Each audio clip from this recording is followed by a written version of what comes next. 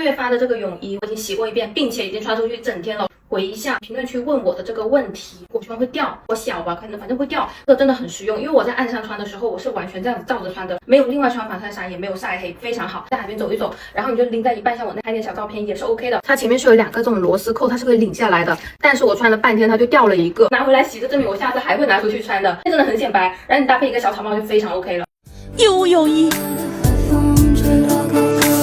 海边草帽大帽耶！